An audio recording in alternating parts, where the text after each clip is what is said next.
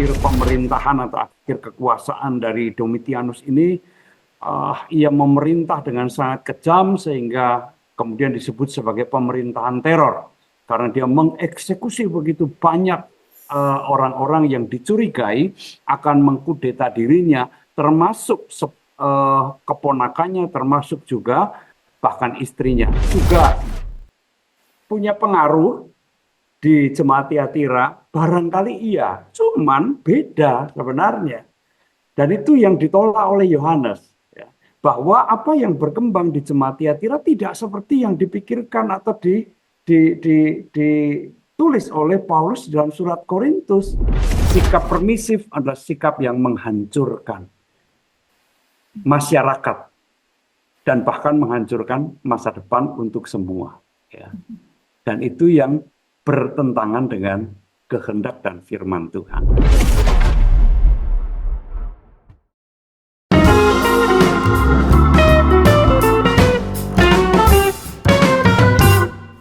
Sahabat EKB, kita jumpa kembali dalam program Ngulik Alkitab. Program Ngulik Alkitab ini diselenggarakan sebagai media, sebagai sarana bagi kita membaca kitab suci dan tentu saja menggali setiap teks yang sangat berharga, yang sangat bernilai dalam setiap teks yang kita ulik dan tentu saja melihat relevansinya untuk hidup kita sehari-hari.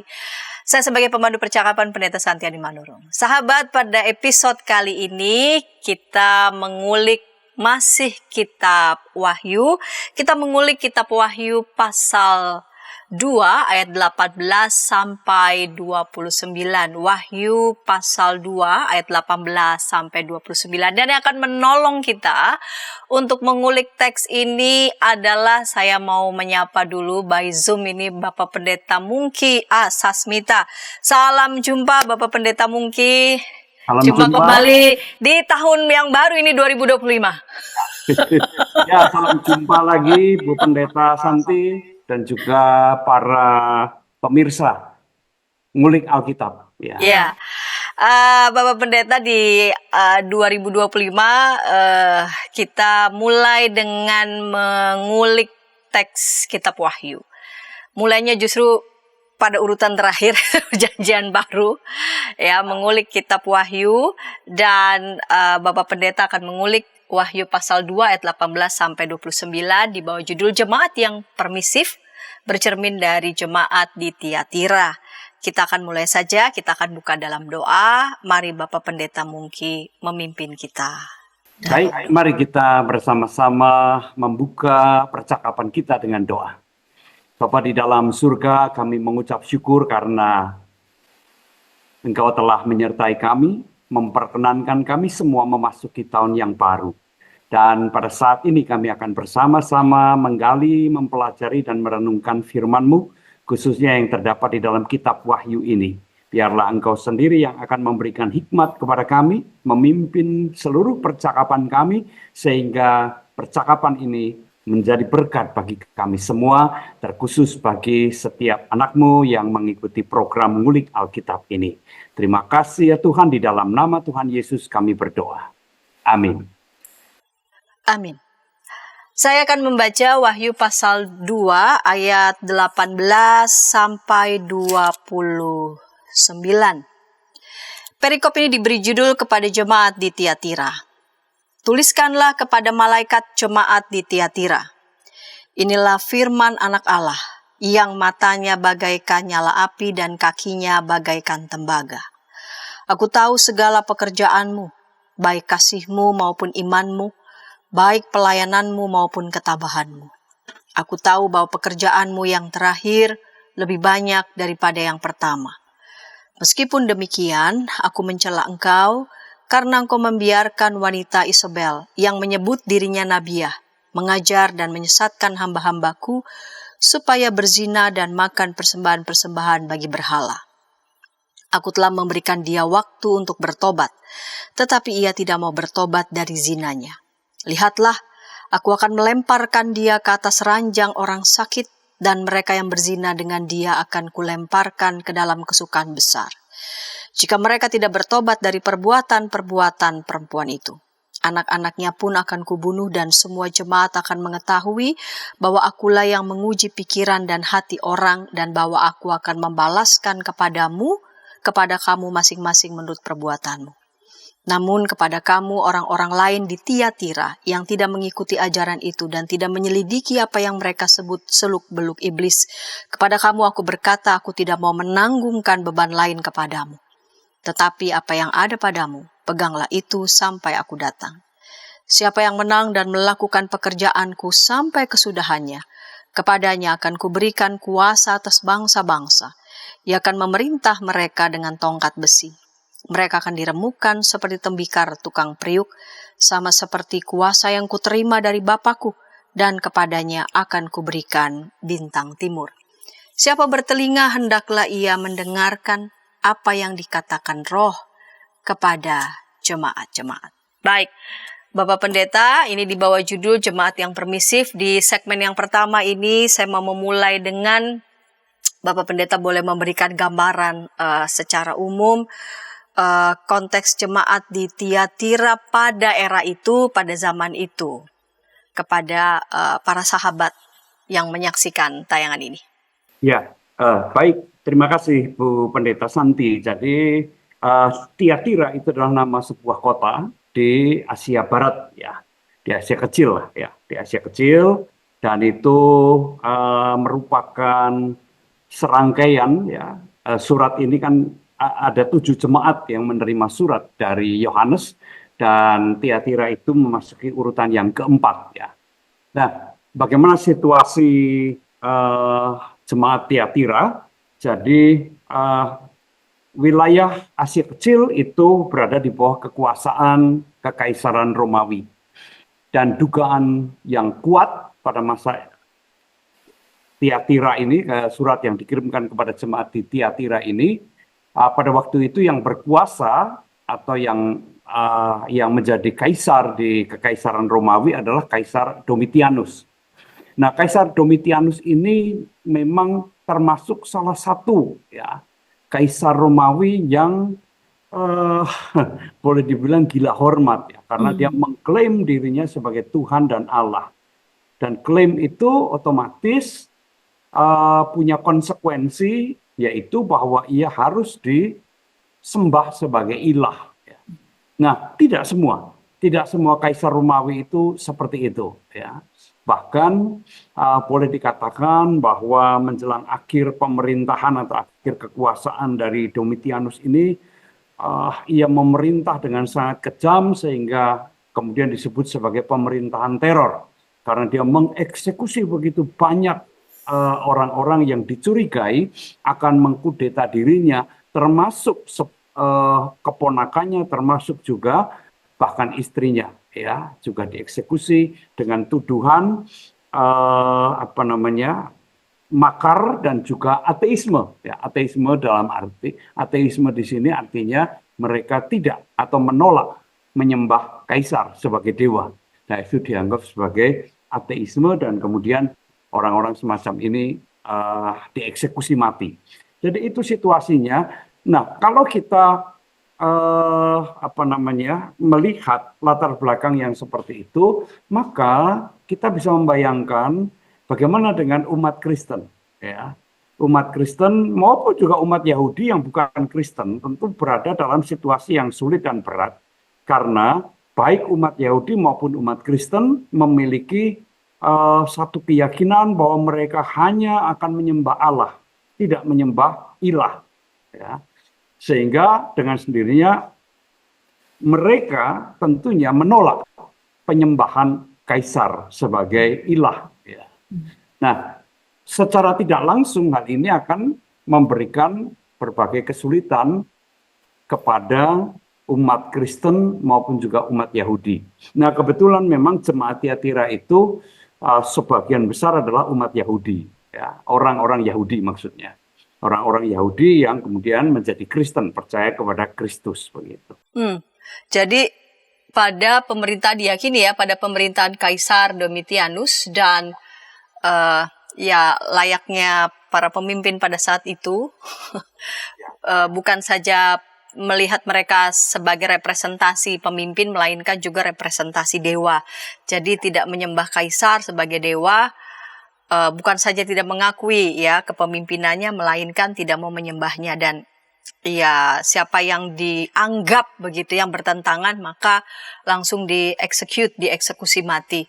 Siapapun dia, bahkan kerabat dekatnya, bahkan istrinya sendiri. Nah, kita kan mengulik ini jemaat di Tiatira. Beberapa episode yang lalu ada jemaat di Efesus, di Smyrna, di Pergamus. Jemaat di Tiatira ini sendiri nih jemaat yang seperti apa secara umum?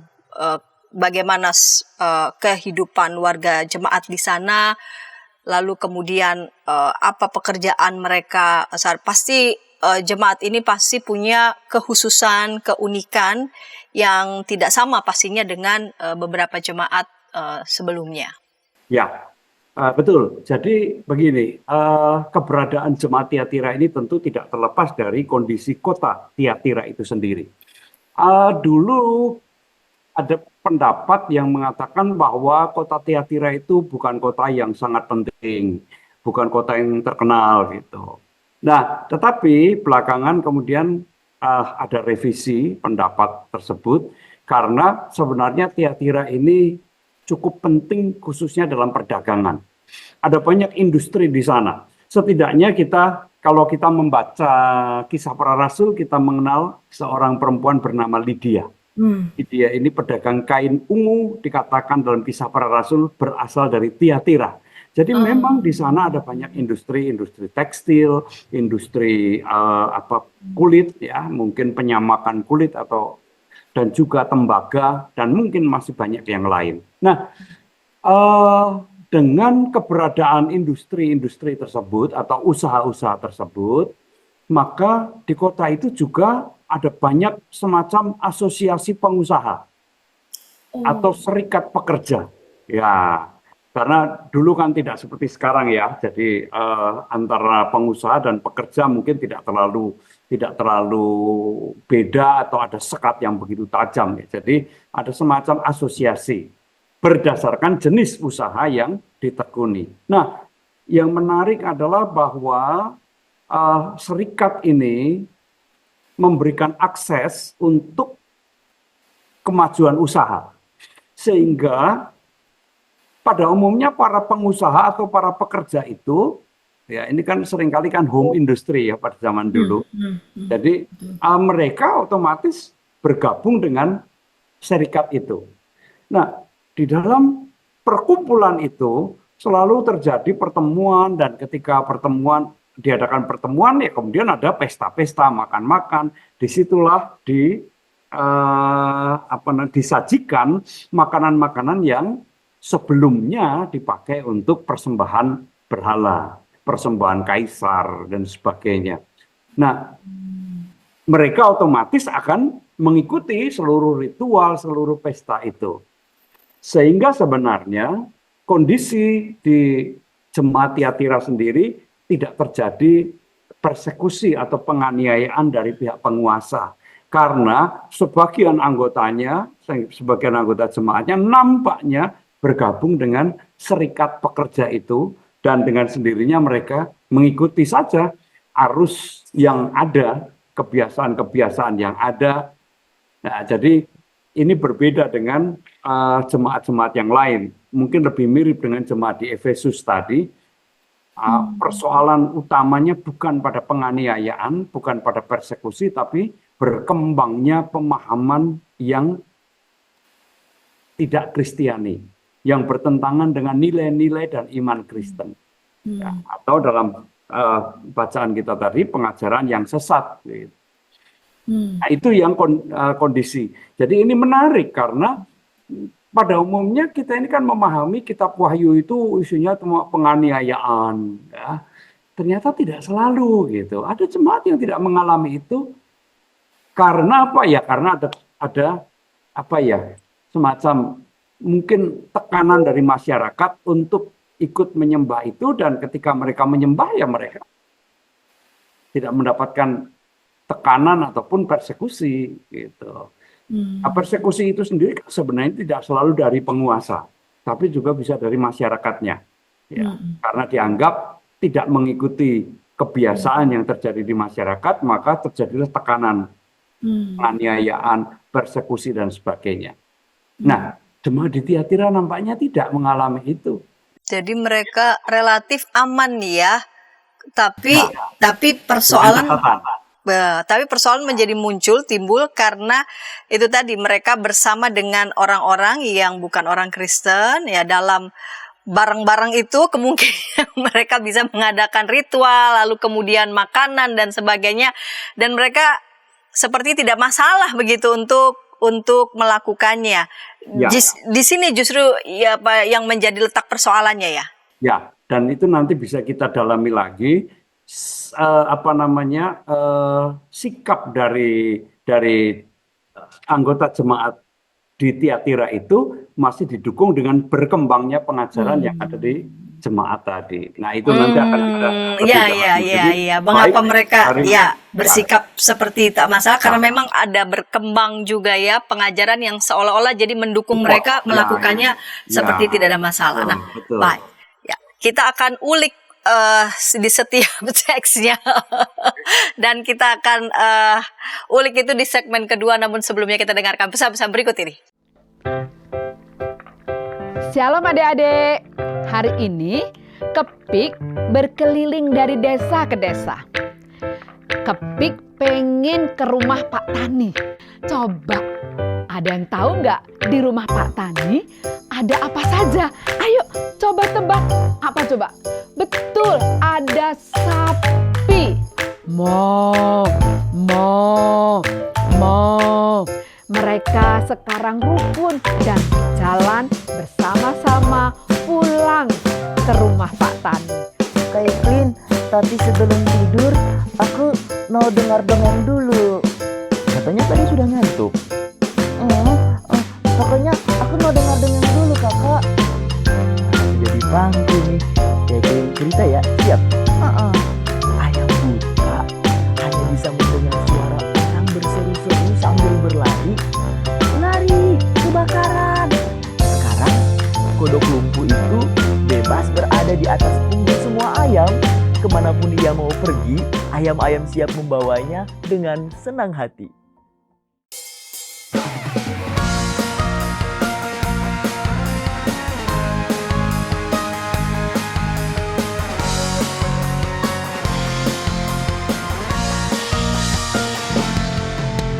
Hormat pada orang tua, menyayangi binatang, rajin ke sekolah minggu, selalu giat belajar, tidak membedakan orang, semua dijadikan sahabat, dipercaya oleh guru-guru di sekolah. Kiki dan Didi, sahabat yang baik, gembira menolong siapapun, membela yang lemah, menegur yang salah. Kiki dan Didi, sahabat yang asyik. Hai Kidos. Inci, betul. Kodok lumpuh dan ayam buta. Kiddy Time.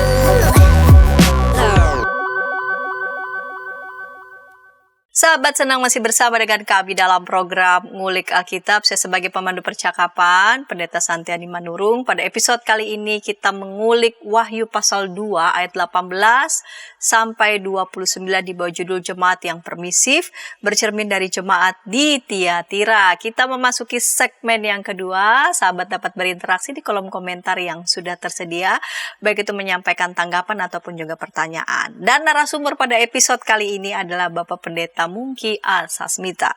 Bapak Pendeta, kita lanjut di segmen yang kedua ini ya Bapak Pendeta. Di segmen yang pertama, Bapak Pendeta sudah menjelaskan konteks jemaat di Tiatira, baik itu pemerintahannya maupun juga secara umum konteks baik itu geografis maupun juga pekerjaan-pekerjaan apa Ayah yang secara umum memang dilakukan oleh jemaat di Tiatira di kota tersebut. Nah, yang menarik adalah di ujung segmen pertama Bapak Pendeta sudah menyampaikan apa yang menjadi pokok persoalan yang dialami oleh jemaat di Tiatira. Kalau kita secara umum ketika membayangkan kitab Wahyu ini jemaat yang mengalami persekusi, penganiayaan berat dan sebagainya, ternyata tidak semua.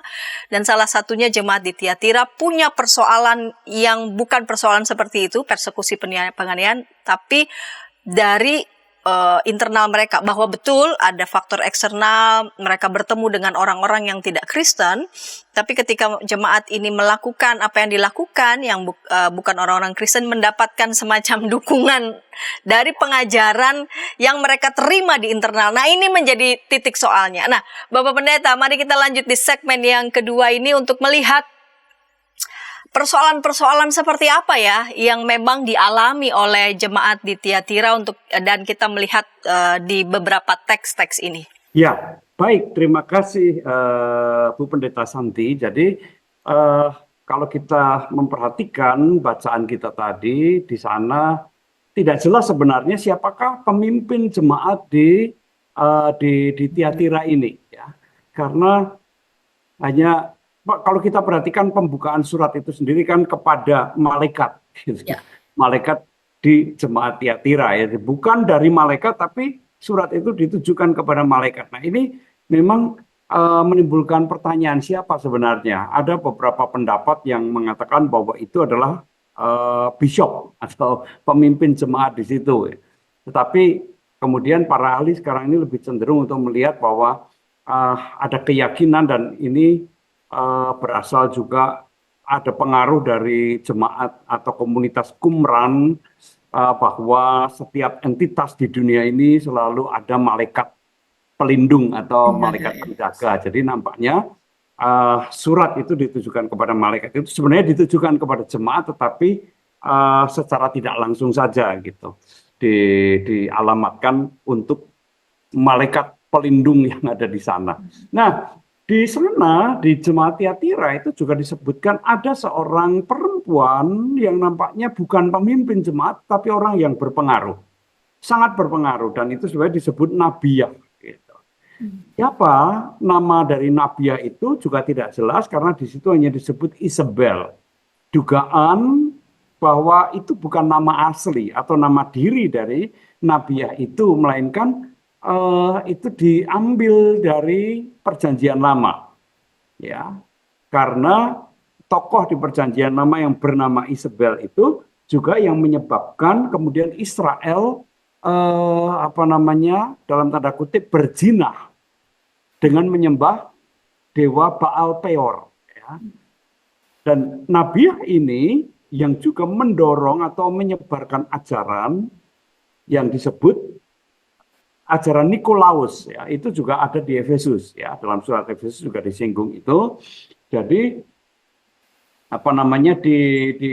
di jemaat Tiatira berkembang satu pengajaran yang dikatakan atau disebut beraliran gnostik, ya. Apa sih aliran itu? Sederhananya begini. Ajaran ini mengatakan bahwa tubuh atau jasmani itu tidak penting. Yang penting itu rohnya. Ya, jadi terjadi dualisme yang sangat tegas, ya, biner, ya, pandangan yang biner antara tubuh dengan roh, ya, bahwa apapun yang dilakukan oleh tubuh itu tidak menjadi masalah, apapun, karena yang penting itu rohnya. Barangkali untuk zaman sekarang ini ada orang yang berpikir nggak penting apa yang saya lakukan, yang penting adalah iman saya. Saya tetap percaya kepada Tuhan, apapun yang saya lakukan itu tidak penting. Nah, saya kira itu mirip-mirip dengan pandangan Gnostik yang berkembang di Jemaat Tiatira. Apapun yang engkau lakukan secara jasmani tidak ada masalah. Lebih baik kamu makan makanan persembahan kaisar atau persembahan berhala daripada kamu mengalami persekusi dan mati. Yang penting kan kamu tetap percaya pada Tuhan. Nah, itu jadi itulah kira-kira pengajaran Gnostik yang berkembang di Jemaat Tiatira, dan itu yang saya katakan memberi dukungan, support internal. Nah, kalau pemimpin ya spiritual, pemimpin rohani yang berpengaruh di jemaat itu mengatakan enggak apa-apa, yang penting kamu tetap beriman kepada Tuhan. Mereka melakukan segala sesuatu itu dengan apa ya? Tanpa beban begitu ya. Nah, memang betul apa namanya di surat Korintus ya. Di surat Korintus itu Rasul Paulus juga membahas soal makanan persembahan ya. Buat orang yang apa namanya imannya sudah kuat, imannya sudah dewasa, itu tidak menjadi persoalan. Ya. Artinya Paulus sendiri tidak mempersoalkan soal makanan itu ya. Nah, lalu apakah itu juga punya pengaruh di Jemaat Tiatira? Barangkali iya, cuman beda sebenarnya. Dan itu yang ditolak oleh Yohanes, ya. Bahwa apa yang berkembang di Jemaat Tiatira tidak seperti yang dipikirkan atau ditulis oleh Paulus dalam surat Korintus. Ya. Kalau di dalam surat Korintus itu Paulus hendak mengatakan bahwa iman yang kuat itu tidak akan terpengaruh dengan yang semacam itu. Sementara di Jemaat Tiatira sikapnya atau landasannya berbeda. Landasannya adalah sikap permisif. Apapun boleh kok dilakukan. Yang penting kamu tetap percaya pada Tuhan. Jadi ini yang membedakan gitu, pandangan yang berkembang di Jemaat Tiatira itu. Begitu Bu Santi. Jadi situasinya seperti itu. Jadi bahwa memang ada persoalan yang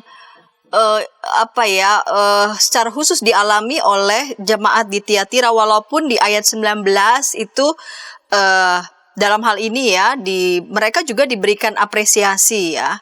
Jadi aku tahu segala pekerjaanmu, baik kasihmu maupun imanmu, baik pelayananmu maupun ketabahanmu. Tapi ada masalah lain yang dialami oleh jemaat di Tiatira ya.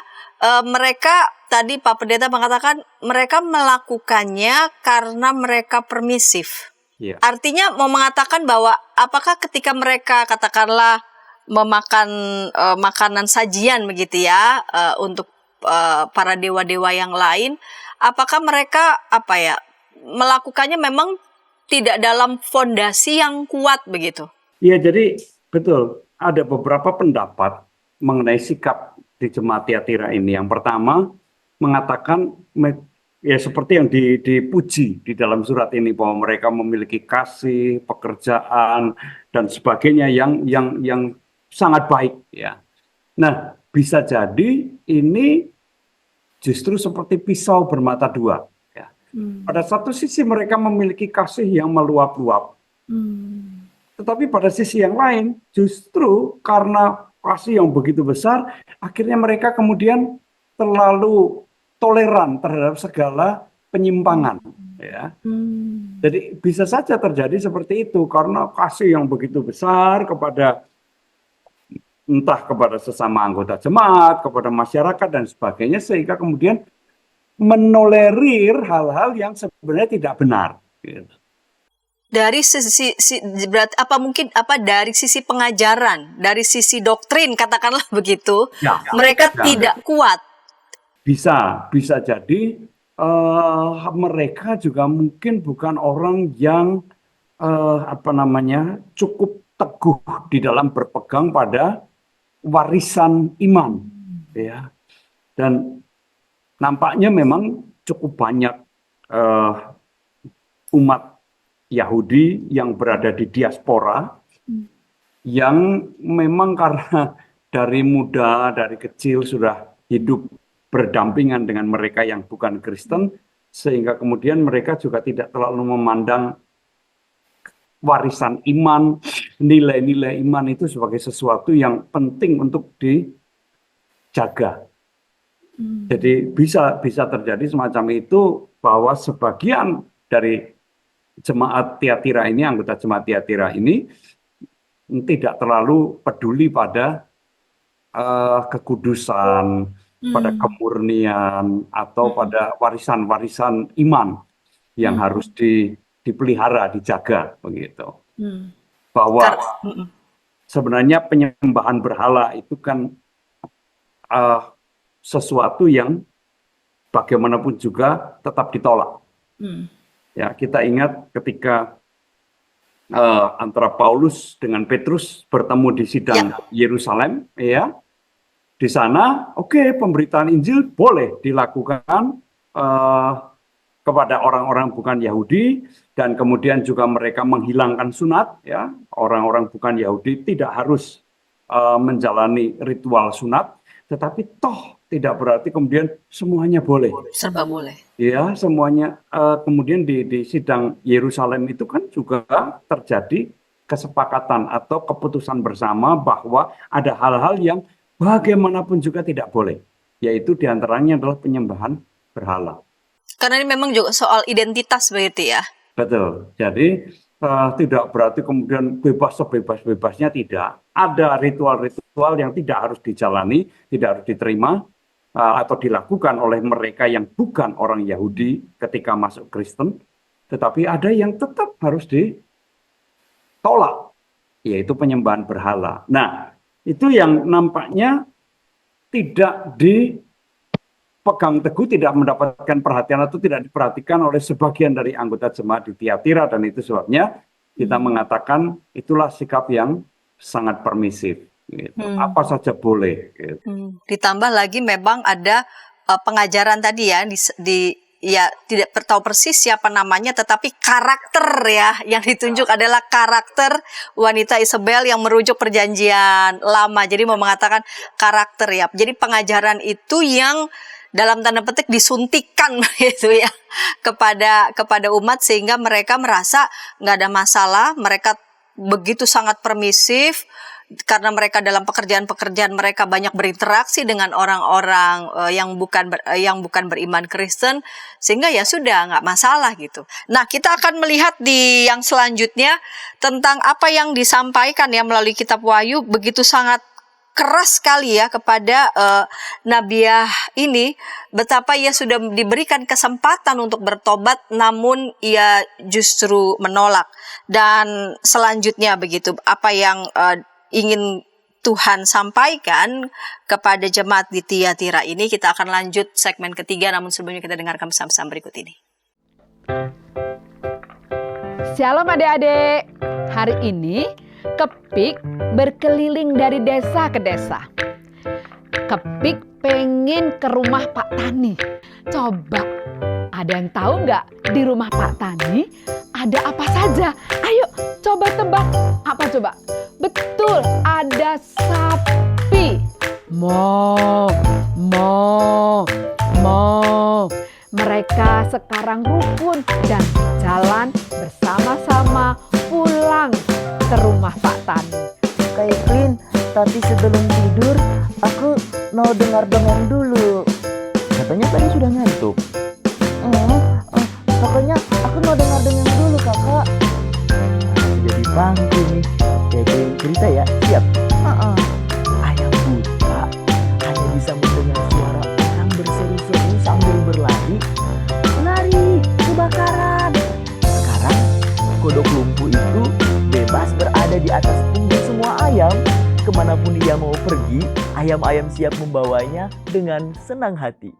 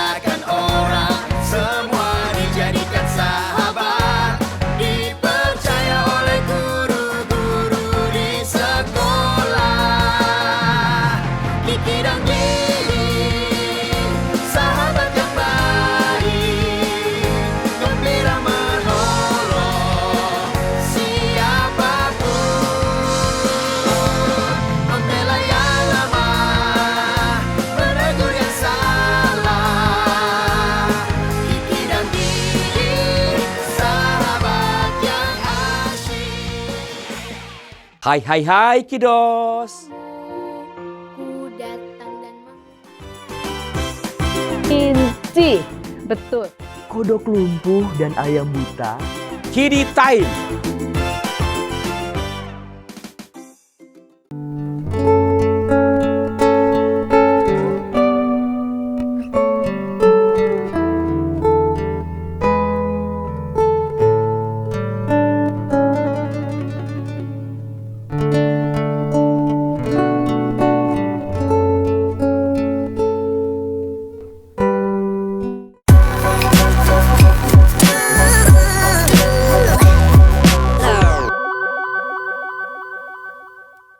Sahabat YKB, Sobat Ngulik semua, kita jumpa kembali dalam program Ngulik Alkitab. Kita mengulik Wahyu pasal 2 ayat 18 sampai 29 di bawah judul Jemaat yang Permisif, bercermin dari jemaat di Tiatira.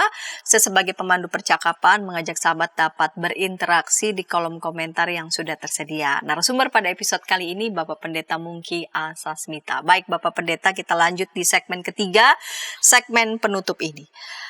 Di teks ini di Wahyu pasal 2 dikatakan di sana tentang jemaat kepada jemaat di Tiatira, betapa nabiah yang sudah menyesatkan umat ini berkali-kali diberikan kesempatan untuk bertobat namun tidak mau bertobat. Dan sangat keras yang disampaikan oleh Tuhan kepada jemaat di Tiatira. Apa akibat dari mereka yang betul-betul tidak mau bertobat, bahkan tetap saja melakukan sikap permisif. Dan sebaliknya ternyata di jemaat di Tiatira, walaupun sebagian ada yang tidak menjaga kekudusan, namun ternyata tidak semua. Ada yang tetap menjaga kekudusan dan ada janji Tuhan untuk mereka. Bagaimana ini bisa dielaborasi Bapak Pendeta? Ya, baik. Terima kasih Bu Pendeta Santi. Jadi benar bahwa nampaknya nabiah ini sudah mendapatkan beberapa kali teguran. Jadi kemungkinan besar lewat surat lah yang kita tidak tahu, tidak terselamatkan dan tidak terdokumentasi di dalam kitab Wahyu ini. Tetapi dari pernyataan itu jelas bahwa nabiah ini sudah mendapatkan teguran dan kemungkinan teguran ini bersifat pribadi.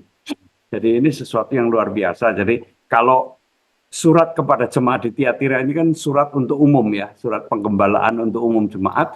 Nampaknya surat untuk siapa nabiah ini bersifat pribadi karena mungkin juga ada unsur menjaga jangan sampai orang berpengaruh ini merasa dipermalukan. Tetapi toh ternyata pendekatan-pendekatan yang manusiawi, yang kristiani, yang bersifat pastoral itu tidak mempan. Ya, artinya dia tetap mengeraskan hati dan tidak mau bertobat. Nah, penghukuman yang keras itu sebenarnya menurut saya mau menegaskan dua hal. Yaitu yang pertama, bahwa pelanggaran yang mereka lakukan itu bukan pelanggaran ecek-ecek. Bukan pelanggaran remeh yang bisa diabaikan, dianggap remeh, sederhana, ringan. Tetapi itu satu pelanggaran yang sangat serius. Dan saya kira di Alkitab sering Misalnya saya ambil contoh paralel aja ya, atau analog aja. Tuhan Yesus pernah mengemukakan juga hukuman yang sangat keras. Barang siapa yang menyesatkan anak kecil ini, maka kepadanya lebih baik diikatkan batu kilangan di lehernya dan dilempar ke laut. Keras sekali. Nah, itu mau menegaskan, mau menunjukkan bahwa pelanggaran yang serius itu akan diikuti dengan sanksi dan konsekuensi yang tidak kalah seriusnya, bukan sesuatu yang main-main. Ya. Yang kedua, pernyataan-pernyataan sanksi atau hukuman yang keras itu mau menunjukkan bahwa hukuman itu ada.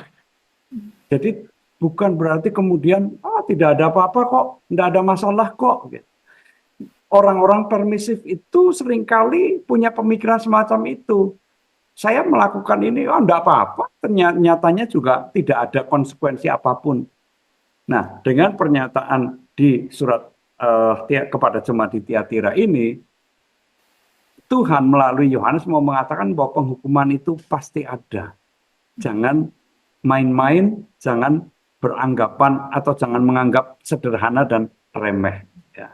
Nah, menarik karena juga betul surat ini juga mengakui bahwa ada yang tidak mengikuti arus seperti itu. Jadi tidak generalisasi gitu ya. Tidak pukul rata semuanya seperti itu, tapi ada yang tetap setia. Dan dikatakan kepada mereka yang tidak mengikuti ajaran iblis ini, aku tidak akan membebankan yang lain lagi. Dan ini mengingatkan pada kesepakatan yang terjadi di Yerusalem antara Petrus dengan Paulus, ya, bahwa orang-orang yang bukan Kristen dan bukan Yahudi dan kemudian menjadi Kristen, atau bahkan orang Yahudi yang menjadi Kristen pun tidak akan diberi beban-beban yang lain. Artinya tuntutan itu tidak berlebih-lebihan, ya. Tuntutan yang diberikan, tuntutan untuk menjaga kekudusan, menjaga kesetiaan kepada Tuhan, itu bukan sesuatu yang diada-adakan, dicari-cari, tidak. Ya, cukuplah, jangan menyembah berhala, ya, jangan beranggapan bahwa segala perbuatan jasmani itu boleh, semuanya boleh, tidak ada larangan sama sekali. Yang penting tetap beriman, yang penting rohaninya. Bukan itu, ya. Itu yang harus tetap dijaga. Yang lain-lain, jadi ini bukan lagi Taurat baru gitu ya. Jadi tidak membebani secara berlebihan, tapi apa yang memang harus diperhatikan, mereka harus memperhatikannya. Begitu Bu Santi. Jadi surat yang menurut saya sangat pastoral, ya. Iya, betul. Sangat pastoral, bahwa Persis. tidak memukul rata, tapi juga kemudian tidak mengada-adakan aturan-aturan yang berlebihan yang kemudian menjadi kuk yang memberatkan jemaat begitu, ya. Tetapi toh tetap saja ada hal-hal yang perlu dijunjung tinggi, dijaga, dihindari. Nah, apa relevansinya untuk kita semua? Walaupun tadi Pak Pendeta dari mulai segmen 1 sampai segmen 3 ini sebetulnya juga sudah memberikan percikan-percikan betul ya, dalam kaitan dengan hidup kita sehari-hari tentang sikap permisif nih. Sikap permisif ataupun juga sikap yang udahlah, hukuman tuh nggak ada lah, apa sih hukuman itu ya, siapa sih yang menciptakan larangan? Itu bisa-bisanya saja yang menciptakan larangan. Bagaimana kita sebagai orang Kristen, orang-orang beriman, sebagai umat berada di sekitar ya lingkungan yang mungkin ya makin merelatifkan segala hal. Ya, betul. Jadi menarik karena Jemaat Tiatira ini kan diperhadapkan pada satu pilihan, gitu. Ada beberapa pilihan lah. Ya, salah satunya adalah ketika mereka bergabung dengan asosiasi atau serikat pekerja, serikat pengusaha ini, itu memang penting bagi usaha mereka. Jadi faktor ekonomi, ya. Nah, tetapi ini ternyata tidak terlepas, keberadaan serikat atau asosiasi ini tidak terlepas dari faktor politis juga, yaitu penyembahan kepada kaisar. Itu kan sebenarnya bukan sekedar ritual, bukan sekedar spiritual, tetapi jelas menyangkut politik, karena dengan menyembah kaisar itu berarti mengakui, menerima keberadaan kaisar sebagai ilah, sebagai dewa yang tidak boleh dibantah. Ya, ini kan sudah faktor politik, yang kemudian faktor spiritual, yang kemudian juga menyangkut faktor ekonomi. Nah, itu yang kemudian menyebabkan mereka harus mengikuti, entah terpaksa, entah dengan sukarela, ya. Karena baginya mungkin masalah pekerjaan, masalah ekonomi itu sangat penting, masalah keselamatan terlepas dari persekusi itu menjadi sesuatu yang paling utama, prioritas utama, gitu kan. Itu juga yang diajarkan di jemaat itu. Yang penting pokoknya ikuti saja apa yang ada daripada kamu dipersekusi, dibunuh dan sebagainya. Nah, saya kira situasi-situasi semacam itu toh bisa kita temukan juga dalam kehidupan masa kini, ya. Bagaimana orang melakukan pekerjaan karena tuntutan atau karena ambisi-ambisi ekonomi, ya, sehingga kemudian menyebabkan segala-galanya boleh dilakukan, ya, mulai dari suap, korupsi, dan berbagai macam strategi-strategi jahat Ya, semua toh melakukan seperti itu.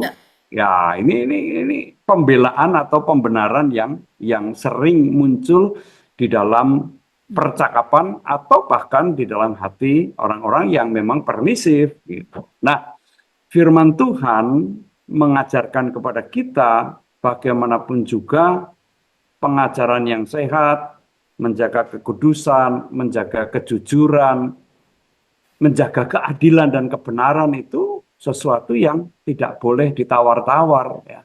Sesuatu yang harus betul-betul secara serius ditegakkan oleh setiap orang beriman. Dan firman Tuhan itu tidak hanya untuk memperbaiki kehidupan pribadi demi pribadi, tapi firman Tuhan diberikan supaya pribadi-pribadi yang diperbarui ini juga menyebarkan pengaruh baik ke masyarakatnya. Nah, orang kan seringkali hanya melihat hukuman itu dalam jangka pendek. Saya mencuri kemudian ketangkap dimasukkan penjara, atau saya mencuri ketangkap digebukin massa. Itu dampak jangka pendeknya gitu. Dan kemudian orang berpikir saya tuh tidak mengalami apapun gitu. Padahal kerusakan-kerusakan akibat sikap permisif ini bisa berjangka panjang. Dampaknya baru kelihatan setelah sekian lama berjangka panjang. Dan dampak jangka panjang itu biasanya sangat merusak dan sulit sekali untuk diperbaiki. Sekarang kita bisa membayangkan ya, kalau ketika semua orang melakukan hal-hal yang tidak benar di mata Tuhan, dalam pekerjaannya, dalam mengusahakan kehidupan ekonomi dan kesejahteraannya. Kalau semua orang melakukan semacam itu, lalu bagaimana dunia ini? Bagaimana masyarakat ini? Masyarakat ini betul-betul kemudian menjadi masyarakat barbar sebenarnya. Karena tidak ada lagi kebenaran, tidak ada lagi keadilan, yang ada adalah siapa yang kuat, siapa yang berani, siapa yang nekat, dia akan menang.